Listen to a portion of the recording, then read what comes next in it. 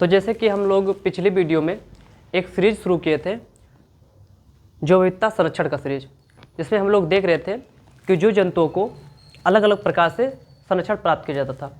जहाँ जीव जंतुओं को संरक्षण प्राप्त करने का दो विधि थी, एक अंतःस्थानीय संरक्षण और एक बाह्य स्थानीय संरक्षण। हम लोग अंतःस्थानीय संरक्षण के अंतर्गत जीव जंतुओं को संरक्षण दे रहे थे, जिनमें सबसे पहले अंतःस्थानीय संरक्षण के अंतर्गत हम लोग नेशनल पार्क का टॉपिक खत्म किए थे, जहाँ विभिन्न राज्यों में उपस्थित नेशनल पार्क को पढ़े थे। जिससे हम लोग को पता है कि भारत में 106 नेशनल पार्क है। इस 106 नेशनल पार्क किस राज्य में स्थित है और कौन सा नेशनल पार्क कहाँ स्थित है और वो किस लिए इंपॉर्टेंट है, हम लोग पिछले टॉपिक में या पिछले क्लास में सारा वीडियो पढ़ चुके थे या सारे क्लासेस कर चुके हैं। आगे आज हम लोग इस क्लास में देखेंगे बायोस्फीयर रिजर्व। अंतःस्थानीय संरक्षण के अंतर्गत ही आता है बायोस्फीयर रिजर्व। लेकिन जब हम लोग नेशनल पार्क पढ़ रहे थे, नेशनल पार्क जिस प्रकार से जैव विविधता के अंतर्गत जीव जंतुओं को संरक्षण प्राप्त करता है, बायोस्फीयर रिजर्व का भी दृष्टिकोण वही रहेगा। लेकिन चूंकि बायोस्फीयर रिजर्व में हम देखेंगे कि बायोस्फीयर रिजर्व को 3 भागों में बांटा जाएगा, जिसमें देखेंगे हम लोग 3 जोन होते हैं, कोर जोन, बफर जोन और एक परिचालन जोन होता है। हम लोग देखेंगे कि यहाँ अलग अलग तरीके से एक जगह कहीं मानव गतिविधि की अनुमति होती है, कहीं मानव गतिविधि की अनुमति नहीं होती है। ये तो हम लोग अभी लास्ट में देखेंगे। हम लोग का मतलब ये है कि हम लोग अब जो टॉपिक पढ़ने जा रहे हैं बायोस्फीयर रिजर्व, उसका सीधा सीधा मतलब होता है जीव जंतुओं को संरक्षण प्राप्त करना। लेकिन ये बायोस्फीयर रिजर्व जो कार्यक्रम चलाया गया, ये कब चलाया गया, क्यों चलाया गया, किसके द्वारा चलाया गया, ये सभी जो प्रश्न आते हैं एग्जाम के दृष्टिकोण से इंपॉर्टेंट होते हैं। तो आज हम लोग का जो टॉपिक शुरू होगा वो शुरू होगा जैव मंडल आरक्षित क्षेत्र अर्थात बायोस्फीयर रिजर्व। तो हम लोग का टॉपिक रहेगा जैव मंडल आरक्षित क्षेत्र। जैव मंडल आरक्षित क्षेत्र। तो आज हम लोग का टॉपिक है जैव मंडल आरक्षित क्षेत्र। दरअसल 1971 की घटना है, जब 1971 में यूनेस्को के द्वारा एक कार्यक्रम चलाया गया। कब? 1971 में। किसके द्वारा? यूनेस्को के द्वारा। तो 1971 में यूनेस्को के द्वारा एक कार्यक्रम चलाया गया। क्या चलाया गया? एक कार्यक्रम चलाया गया। एक कार्यक्रम चलाया गया जिसे MAB नाम दिया गया। MAB।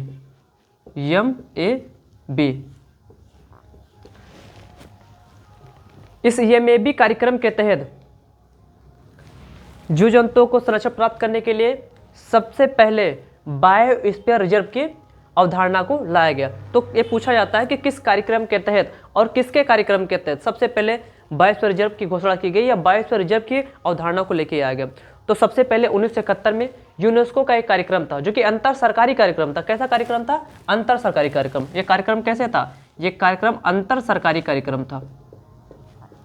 अंतर सरकारी कार्यक्रम। तो यूनेस्को के अंतर सरकारी कार्यक्रम के अंतर्गत MAB एक कार्यक्रम चलाया गया और उसके तहत सबसे पहले बायोस्फीयर रिजर्व की अवधारणा को लेके आया गया। तो हम लोग को अच्छे से पता होना चाहिए कि यूनेस्को के द्वारा कौन सा कार्यक्रम चलाया गया था। तो MAB नाम का एक कार्यक्रम चलाया गया, जिसके अंतर्गत बायोस्फीयर बनाने की अवधारणा को प्रस्तुत किया गया। इसकी अवधारणा को सबसे पहले 1976 में प्रकाशित किया गया। 1976 में। तो सबसे पहले बायोस्फीयर रिजर्व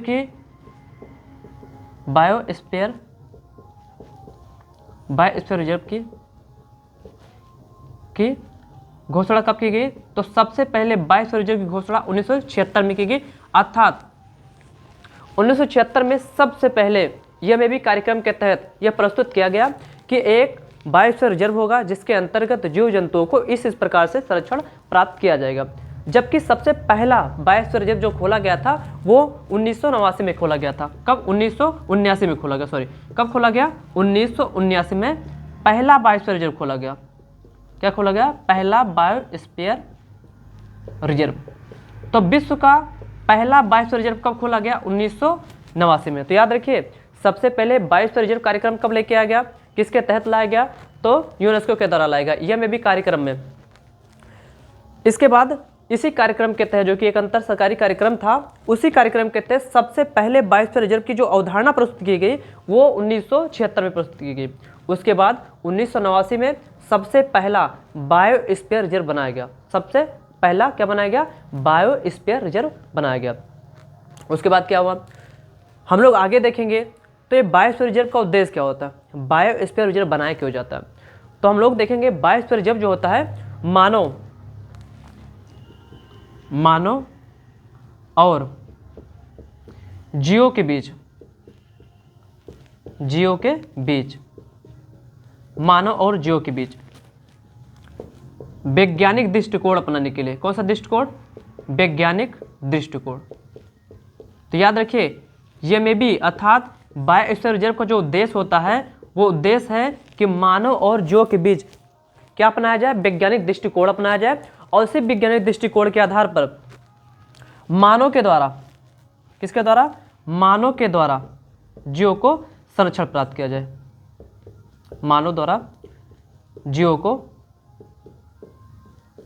संरक्षण दिया जाए या प्राप्त किया जाए, प्राप्त किया जाए। तो जो बायोस्फीयर रिजर्व का उद्देश्य होता है, बायोस्फीयर रिजर्व का उद्देश्य यही था कि इस कार्यक्रम के द्वारा मानव द्वारा जीव जंतुओं को वैज्ञानिक दृष्टिकोण प्रदान किया जाए तथा मानव और जंतुओं के बीच में इनका जो संबंध होता है संबंध को सुधारा जाए। तो इसका एक उद्देश्य और भी था, मानव और जंतुओं के बीच, मानव और जंतुओं के बीच संबंधों को सुधारना, संबंधों को सुधारना। क्या करना? संबंधों को सुधारना। तो ये जो कार्यक्रम चलाया गया, बायोस्फीयर रिजर्व कार्यक्रम चलाया गया, ये बायोस्फीयर रिजर्व कार्यक्रम एमएबी के तहत चलाया गया था। यूनेस्को के एक कार्यक्रम था, अंतर सरकारी कार्यक्रम जिसे एमएबी कहते हैं। इसके तहत जब चलाया गया तो सबसे पहले इसकी जो अवधारणा लिखी आएगी वो 1976 में लाई गई कि बायोस्फीयर रिजर्व बनाया जाएगा। लेकिन सबसे पहला बायोस्फीयर रिजर्व जब बनाया गया वो 1979 में बनाया गया था पहला बायोस्फीयर रिजर्व। ये बायोस्फीयर रिजर्व की जो उद्देश्य होता है वो उद्देश्य होता है कि मानव और जंतुओं के बीच में वैज्ञानिक दृष्टिकोण को अपनाते हुए मानव और जंतुओं के बीच में संबंधों को क्या किया जाए? सुधारा जाए। इसके बाद अगर हम लोग ध्यान से देखेंगे तो इसी कार्यक्रम के तहत एक टास्क फोर्स का गठन किया गया। क्या किया गया? टास्क फोर्स का गठन किया गया। किसका गठन किया गया? एक टास्क फोर्स का। तो याद रखिए इसी बायोस्फीयर रिजर्व के संरक्षण के लिए ही ये भी कार्यक्रम के तहत ही एक टास्क फोर्स का गठन किया गया। यह टास्क फोर्स क्या होता है? यह वही टास्क फोर्स होती है जो विभिन्न अवधारणाओं का प्रयोग करके जीव जंतुओं और मानव के बीच में संबंधों को सुधारने का कार्य करती है। तो आगे हम लोग देखेंगे, एक बार रिवीजन कर लेते हैं क्या था ये बायोस्फीयर रिजर्व। तो जो मंडल आरक्षित क्षेत्र जिसको यूनेस्को के एक कार्यक्रम अंतर सरकारी कार्यक्रम के द्वारा लाया गया था 1971 में, ये में भी कार्यक्रम के द्वारा 1976 में पहला बायोस्फीयर रिजर्व की घोषणा की गई, अर्थात उसकी अवधारणा प्रस्तुत की गई और पहला बायोस्फीयर रिजर्व का बनाया गया 1979 में। उद्देश्य इसका था मानव और जीव के बीच में वैज्ञानिक दृष्टिकोण को अपनाना, अर्थात मानव और जीव के बीच में संबंधों को सुधारना। इसके बाद इसी कार्यक्रम के तहत एक टास्क फोर्स का गठन किया जाएगा। क्या किया जाए? एक टास्क फोर्स का गठन किया जाएगा। तो हम लोग देखेंगे आगे टास्क फोर्स क्या होता है।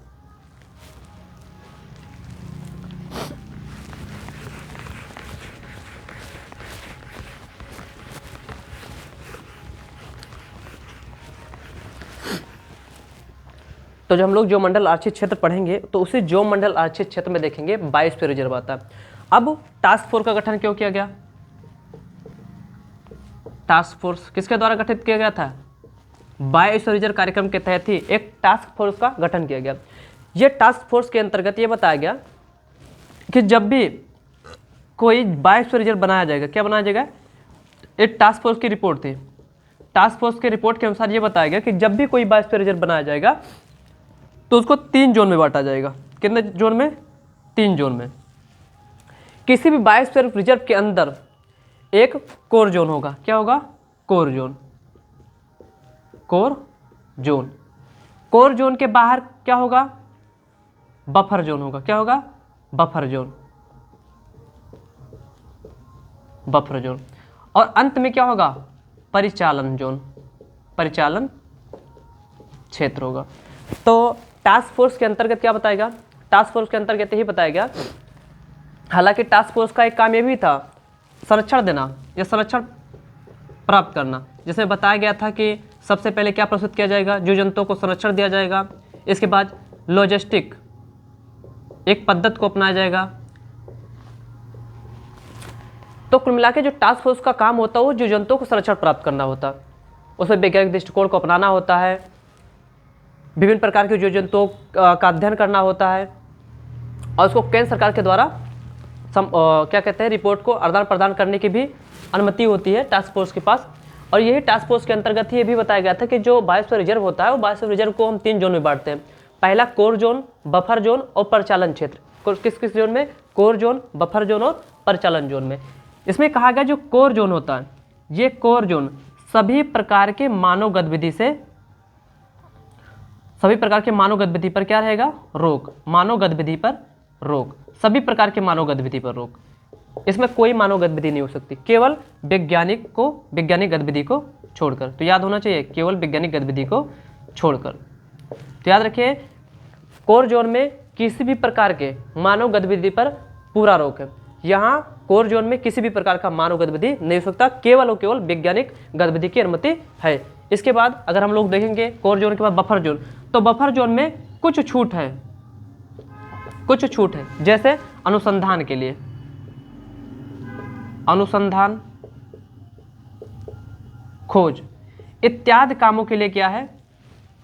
छूट है। यहां भी मानव गतिविधि पूर्णता क्या है? प्रतिबंधित है। और इसके बाद कोर जोन के बाद आता, बफर जोन के बाद आता परिचालन क्षेत्र। परिचालन क्षेत्र में जहां वहां के मूल निवासी निवास कर सकते हैं, अपनी आवश्यकता के लिए जंगल से लकड़ियों को भी काट सकते हैं, अर्थात अपनी आवश्यकताओं को पूरा करने के लिए वो परिचालन क्षेत्र पर निर्भर हो सकते हैं। तो ये था बायोस्फीयर रिजर्व। बायोस्फीयर रिजर्व जब भी बनाया जाएगा तो उसको 3 भागों में बांटा जाएगा। किसमें किसमें? कोर जोन में, बफर जोन में और परिचालन क्षेत्र में। जब में देखें कोर जोन में सभी प्रकार के मानव गतिविधि पर रोक होता है, केवल वैज्ञानिक गतिविधि को छोड़कर। वहीं अगर बफर जोन में देखेंगे तो कुछ छूट होता है, जैसे कि वैज्ञानिक अनुसंधान के लिए, खोज के लिए। वहीं परिचालन क्षेत्र में वहाँ के मूल निवासी जो आदिवासी होते हैं उनको छूट दिया जाता है कि अपना जो जीवन निर्वाह जो जंगल पर आधारित होता है वो उसके लिए अपना दैनिक कार्य कर सके। अब इसके बाद देखेंगे हम लोग भारत में उपस्थित जो मंडल आरक्षित क्षेत्र को, क्योंकि हम लोग को पता है कि भारत में 18 जो मंडल आरक्षित क्षेत्र है, जिनमें से 12 यूनेस्को के विश्व धरोहर में शामिल है। तो भारत में कितने जो मंडल आरक्षित क्षेत्र है? 18 जो मंडल आरक्षित क्षेत्र है, जिनमें से जो 12 जो मंडल आरक्षित क्षेत्र है वो यूनेस्को के विश्व धरोहर में शामिल है। तो सबसे पहले हम लोग एक बार रिवीजन कर लेते हैं कि बायोस्फीयर रिजर्व क्या होता है। तो बायोस्फीयर रिजर्व जो कि यूनेस्को के एक कार्यक्रम था, जो अंतर सरकारी कार्यक्रम, उसका नाम था EMAB, उसके तहत लाया गया था। सबसे पहले इसकी अवधारणा जो प्रस्तुत की गई वो 1976 में प्रस्तुत की गई, और सबसे पहला जो दुनिया का बायोस्फीयर रिजर्व बना वो 1979 में बना। अगर हम लोग देखेंगे तो आज वर्तमान में भारत में 18 जो मंडल आरक्षित क्षेत्र हैं, जिनमें से 12 जो मंडल आरक्षित क्षेत्र है अर्थात बायोस्फीयर रिजर्व है, वो कहाँ शामिल है? यूनेस्को की विश्व धरोहर में शामिल है। आज हम लोग का जो मेन फोकस रहेगा वो 12 यूनेस्को की विश्व धरोहर में शामिल बायोस्फीयर रिजर्व पे रहेगा, जो कि भारत के हैं। तो हम लोग याद करेंगे कि भारत के वो 12 बायोस्फीयर रिजर्व कौन कौन से हैं जो यूनेस्को की विश्व धरोहर में शामिल है, जो कि UPPCS का मोस्ट इंपॉर्टेंट क्वेश्चन बनता है। यहाँ से ऑप्शन में 4 कॉलम देगा, उसमें पूछेगा निम्नलिखित में से कौन सा बायोस्फीयर रिजर्व यूनेस्को की विश्व धरोहर में शामिल नहीं है। तो अब हम लोग का अगला टॉपिक रहेगा भारत में उपस्थित जो मंडल आरक्षित क्षेत्र अर्थात बायोस्फीयर रिजर्व।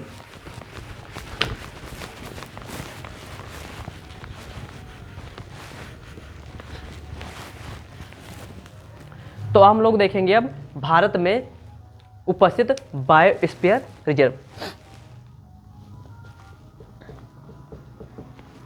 भारत में उपस्थित बायोस्फीयर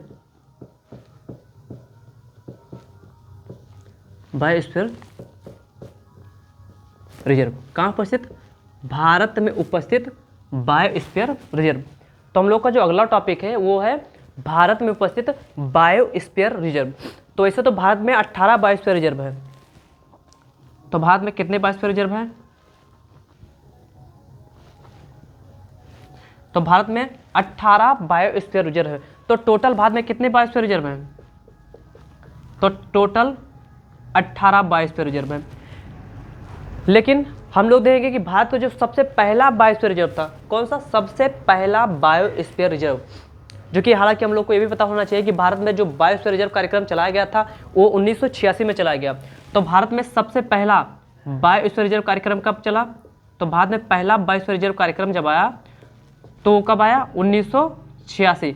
तो भारत में बायोस्फीयर रिजर्व कार्यक्रम कब चलाया गया? तो भारत में जो बायोस्फीयर रिजर्व कार्यक्रम चलाया गया था वो भारत सरकार के द्वारा 1986 में चलाया गया, जिसके अंतर्गत सबसे पहला बायोस्फीयर रिजर्व बनाया गया नीलगिरी को। किसको बनाया गया? नीलगिरी।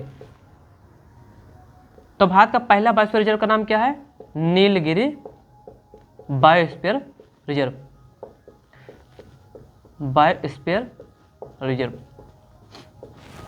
तो भारत का जो पहला बायोस्फीयर रिजर्व का नाम है वो है नीलगिरी बायोस्फीयर रिजर्व। बहुत इंपॉर्टेंट क्वेश्चन है, भारत का पहला बायोस्फीयर रिजर्व कौन सा है?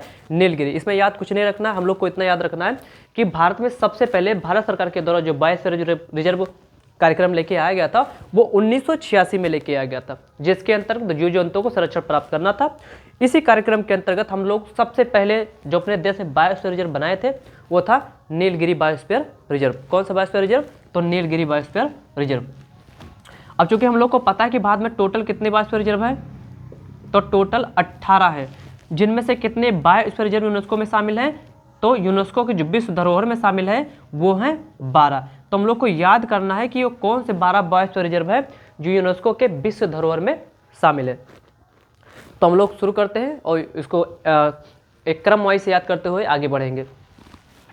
तो भारत का जो पहला बायोस्फीयर रिजर्व था जो यूनेस्को में शामिल किया गया था वो था नीलगिरी। कौन सा था? नीलगिरी। तो हम लोग कौन सा बायोस्फीयर रिजर्व था? Nilgiri biosphere reserve. हालांकि याद रखिए भारत का पहला बायोस्फीयर रिजर्व भी नीलगिरी था जो 1986 में बना, और भारत का पहला यूनेस्को में शामिल होने वाला भी बायोस्फीयर रिजर्व कौन सा है? वो भी है नीलगिरी, जो कब शामिल हुआ? 2000 में।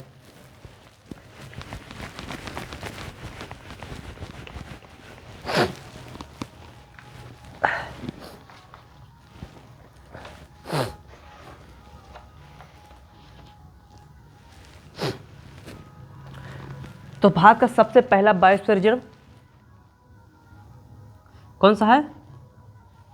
नीलगिरी।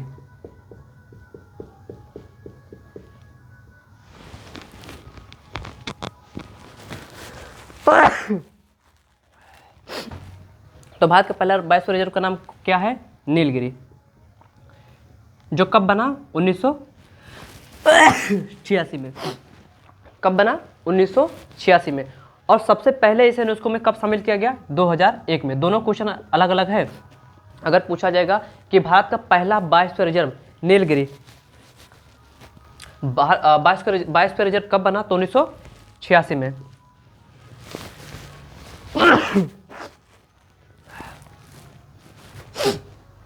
इसे यूनेस्को की विश्व धरोहर में कब शामिल किया गया? तो 2001 में। याद रखिएगा सबसे पहले कब बना नीलगिरी? तो 1986 में। इसे यूनेस्को में कब शामिल किया गया? तो 2001 में। तो पहला कौन सा हो जाएगा जो यूनेस्को में शामिल है? नीलगिरी। कौन सा हो जाएगा? नीलगिरी।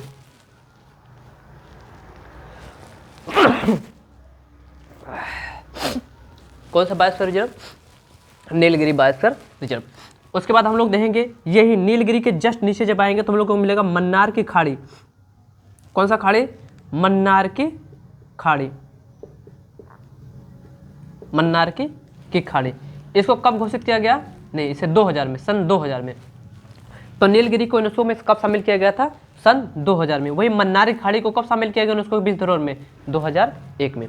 तो याद रखिए भारत को पहला बायोस्फीयर रिजर्व जिसे यूनेस्को की विश्व धरोहर में शामिल किया गया उसका नाम था नीलगिरी बायोस्फीयर रिजर्व, जिसे सन 2000 में शामिल किया गया।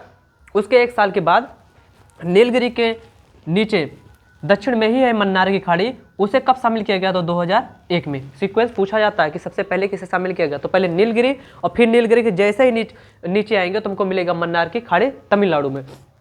कहाँ मिलेगा? तमिलनाडु के तटीय क्षेत्र में। कौन सी खाड़ी? मन्नार की खाड़ी। इसके जैसे ही ऊपर जाएंगे तो हम लोग को मिल जाएगा सुंदरवन। क्या मिल जाएगा? सुंदरवन।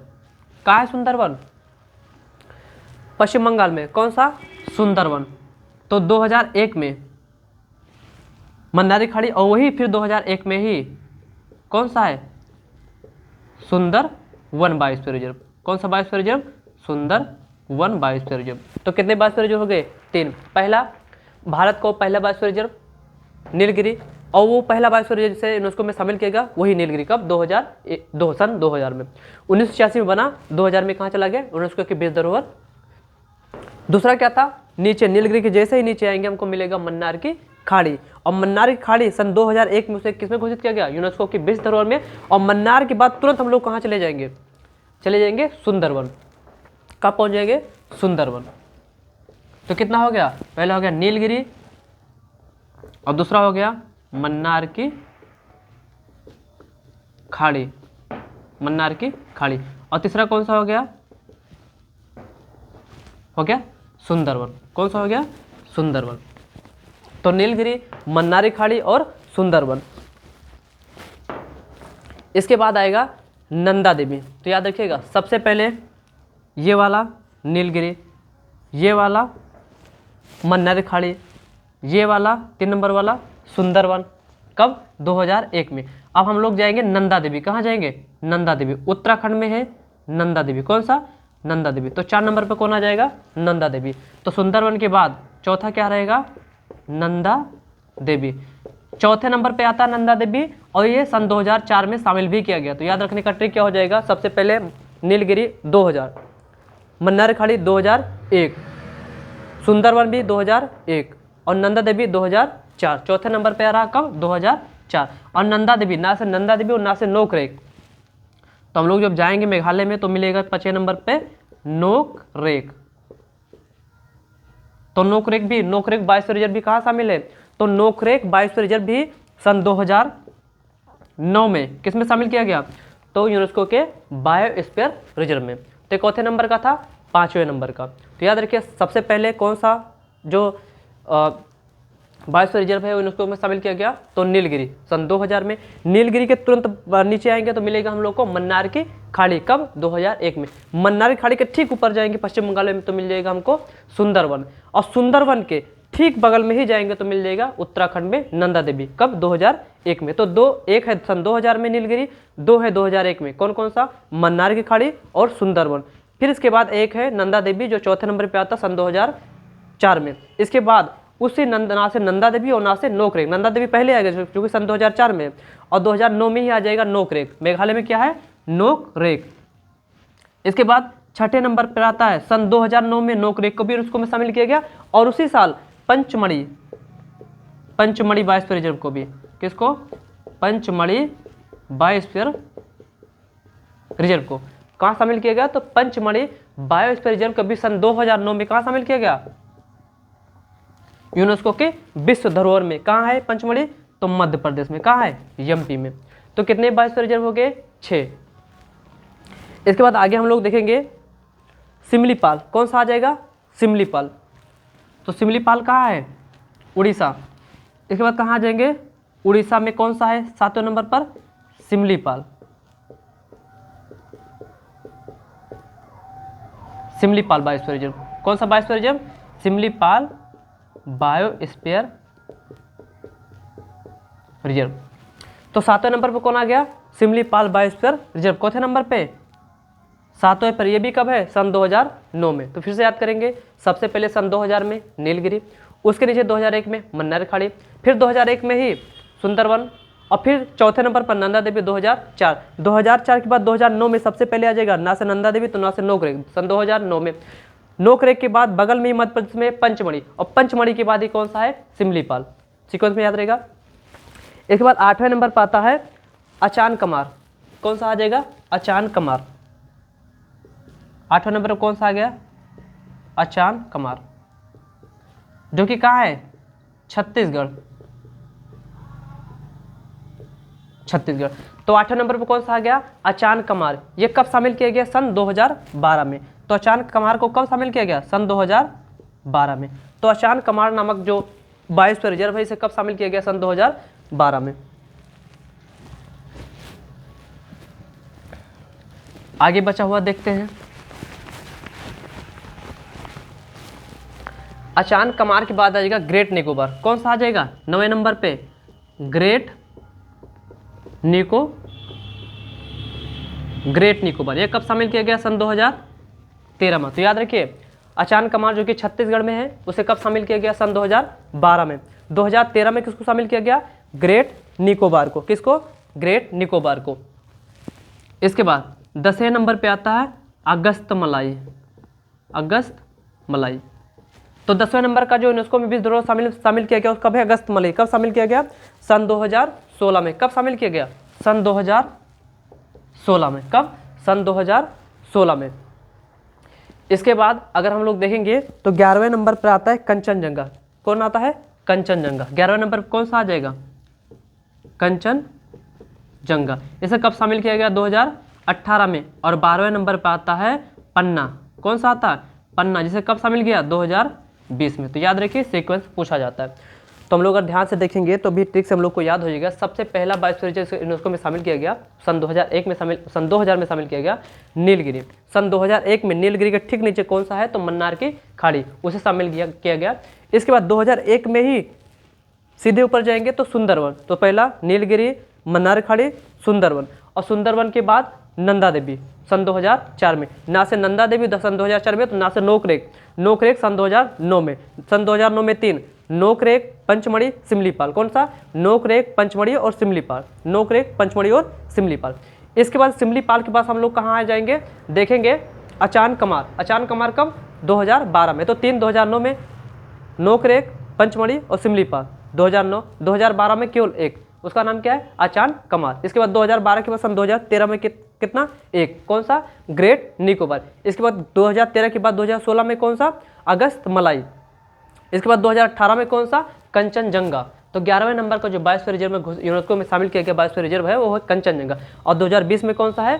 तो 2020 में है पन्ना। तो अगर एग्जाम में आता है सबसे नवीनतम बायोस्फीयर रिजर्व जिसे कहाँ घोषित किया गया? यूनेस्को की विश्व धरोहर में, तो उसका नाम क्या रहेगा? उसका नाम रहेगा पन्ना। तो आज की क्लास बस यही तक। बाकी बचे हुआ जो क्लास जो टॉपिक है कल उसे कवर करेंगे। आज के लिए बस इतना।